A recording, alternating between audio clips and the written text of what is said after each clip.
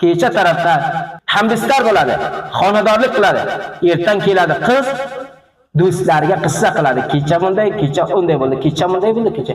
Nabiy alayhisalom aytadi, ro'zi qiyomatda Allohning oldida eng katta xoin shul. Xiyonat qildi yerning haqqaki. Kecha har nesa o'rtasida bo'lganlarda qissa qiladi. Ona obisin qoladi, nadiga qiladi, namshoya qiladi, do'stlariga qissa qiladi. Xiyonat bo'l, gunoh bo'l. Ya bachcha boradi, kecha har nesa bo'lganda oshnalariga qissa qiladi. Bunday bo'ldi, unday bo'ldi, bunday qo'ydi. Ana shul ham katta gunoh, katta xiyonat. Beshlamchisi nima qilsin? Ikkovi ham birov-birovning xonavodasini ehtirom qilsin.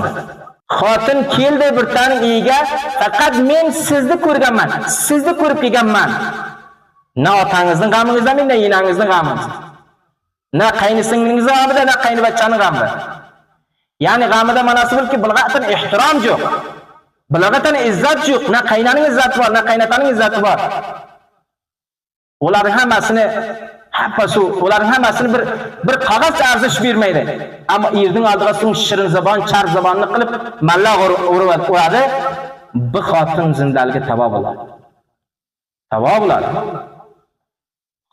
Qaynasini, qaynatasini, qaynisingisini, qaynibachalarini hamsoyalarga jamonlab, mardinga jamonlab, izidan g'aybatini qilib, o'shagini sirib, jirgan xotinni qasam bazoti Xudo uyida so'ng xushvaqtlik ko'rmaydi.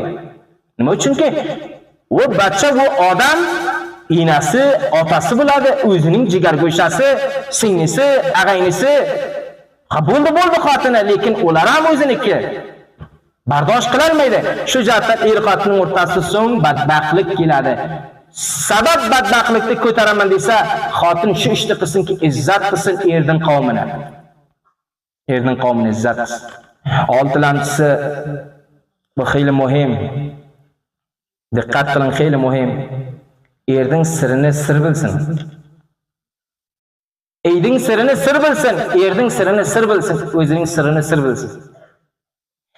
Sirni dashirsin, sirni mardiga ifsho qilmasin, mardiga chochmasin. Eyning ichida har gap bo'ladi, mardimga aytmasin. Hech kimga aytmasin, na singlisiga aytsin, na ota-onasiga aytsin, na boshqaga aytsin, hech kimga aytmasin. Eyning sirrini dashirgan ayol kamyob bo'ladi, xushbaxt bo'ladi, uyda xushbaxtlik keladi.